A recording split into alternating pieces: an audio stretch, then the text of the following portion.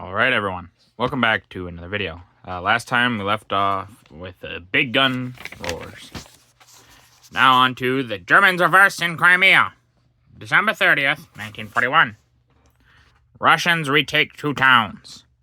On December 30th, Russian forces of the Caucasus Command, with strong support from the Black Sea Fleet and Red Air Force, crossed the Kerch Straits into the Crimea, and, after fierce fighting, captured the town of Kerch and Feodosia, which had been occupied by the Germans in November. Caucasus troops, who played a prominent part in these operations, are seen above, there, bringing up machine guns in face of heavy enemy artillery. You can see them. They're a horse and buggy. And then below, waiting to attack an enemy blockhouse. They're getting ready, and with the Popsha. I believe that's how that's pronounced. If someone wants to correct me in the comments, let me know. But I believe I would just call it normally the... one second.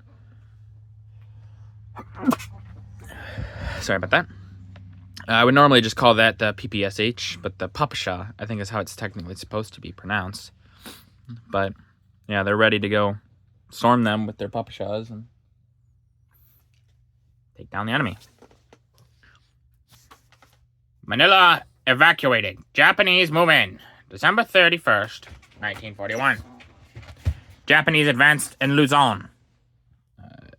On December 31st, American and Filipino forces faced an overwhelming superior number of enemy troops, backed by tanks and dive bombers. Were forced to evacuate Manila and Cavite and fall back to shorter lines. The island fortress of Corregidor, at the entrance of Manila Bay, continued to hold out. Japanese forces entered the capital, they're right there, at 3 p.m. That town almost doesn't look real, you know what I mean? Because of how, the picture quality looks, it almost looks like a miniature set to a degree. I mean, obviously it's not, but, that's what it kind of looks like. But, where all military stores destroyed. So all the military stores that were here have been destroyed. Obviously, they don't want the Japanese getting any of those military stores. That would be bad for them. Below, the city of Intramuros, the old section of Manila, ablaze after an air attack.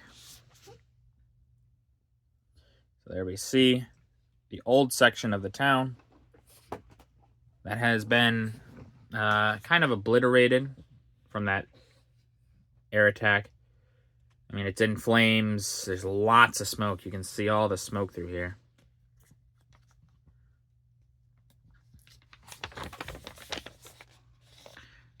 Charging across the hot sands of the desert. January 2nd, 1942. We're now in 1942. Advance. In this unusual picture... Oh, well, here. I'll make sure you guys can see the picture.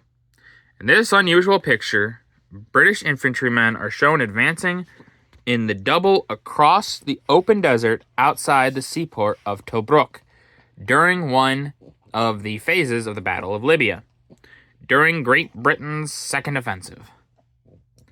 Imperial troops had been steadily reinformed with men from the Dominions and American tanks and aircraft. Pressure was rapidly exerted on the Axis forces holding positions in the desert. And you can see quite a bit.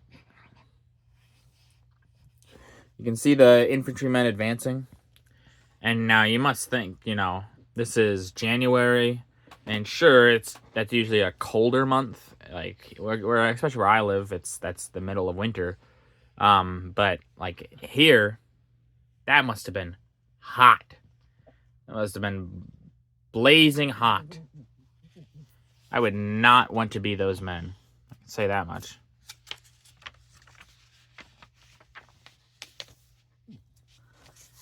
ready to repulse air attacks in the Western Desert. January 1942. On alert. Anti-aircraft gunners rushed to their posts as war... well, here, I'll just show you the picture, because it doesn't say that, but... yeah, here we go. Rushed to their posts as word is received of approaching German planes from one of the Axis-controlled air bases during the height of the Battle of Libya.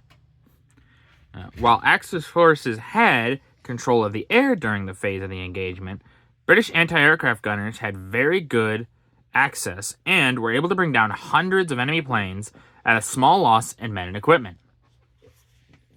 Yeah, as the war goes on, obviously, everyone kind of gets better at anti-air, air-to-air combat, things like that. The Germans kind of start getting to be worse at that, mostly because a lot of the people who are left near the end of the war are inexperienced. You know, they can't fight, not really. They don't know how to fight. They're just a bunch of, especially late in the war, it's just a bunch of kids and old men. Like, they can't fight like the men that are fighting right this second.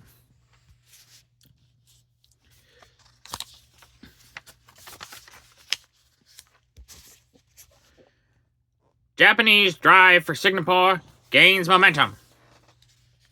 January 11th, 1942. Jungle warfare in Malaya. After carrying out landings in northern Malaya early in December, the Japanese launched strong assaults on the British positions with light tanks and armored vehicles, supported by masses of dive bombers.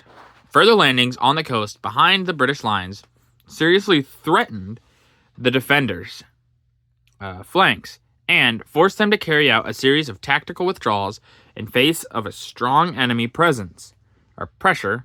By these tactics, the Japanese gained control of the northern aerodromes and were able to concentrate overwhelming air superiority on all sectors of the front. By December 17th, Penang on the west coast had been evacuated, and on the 29th, the mining town of Ipoh was in Japanese hands. On January 7th, the enemy launched a strong offensive in Lower Perak, in which he used 12-ton tanks to crash his way through the British lines. As a result, Kuala Lumpur, capital of the Federated Malaya States, was evacuated on the 11th. The pictures show left above, enemy tanks and motor vehicles on a jungle road on fire after being engaged by anti-tank guns. Now you can see they are all sorts of burnt out and blown up. In the lower picture, one of the crews lies dead beside his tank. It says that, but I don't see that. Oh, wait, no, you can see it. Yeah, a lot of this, the Japanese gain a lot of ground, because their whole idea, which I don't remember if I had gotten into this before, the whole idea of the Japanese early on was attack America, cripple their Pacific fleet, and then conquer this huge empire, and then basically just try to attrition warfare until America was like, okay, we're done. We don't want to fight. A lot of their conquest of the land that they wanted went off pretty fine. Places like in China and things like that, it didn't go off so well, but that's because the Chinese people were fighting tooth and nail. But a lot of the land they did get, but they also didn't destroy the Pacific fleet like they had thought. And the American response is a lot more big than they had anticipated. That and the loss of their fleets that happened later on, you know, they kind of didn't go well. I said on the lower picture, yeah, and then right above, so right here, British anti-tank gunners firing at enemy tanks. Can't even see the enemy tanks, but you can see them doing that. I gotta say, that guy is wearing some goofy pants. They almost look like parachute pants, but I don't think that's what they are. But yeah, you can see the gun. It's huge. And then bottom left, a close-up of a knocked-out tank with its dead crew by its side. Yeah, and this is a scene that many people would see constantly. You know, there's a lot of, obviously, this is a war, and there's a lot of death. This is the deadliest war in human history based off numbers. I think percentage-wise, it technically is not. It's a war probably in China, but in terms of casualties, just straight, or, well, deaths by straight numbers, this is the most deadly war in human history. But, so a lot of these scenes are places, while this may be Manila, or not Manila, but near Singapore and Malaya and things like that. It's a scene that would have been played out everywhere. This would have been a recurring scene across everywhere. And that's going to do it for this video. If you guys liked the video, leave a like. If you didn't, leave a comment.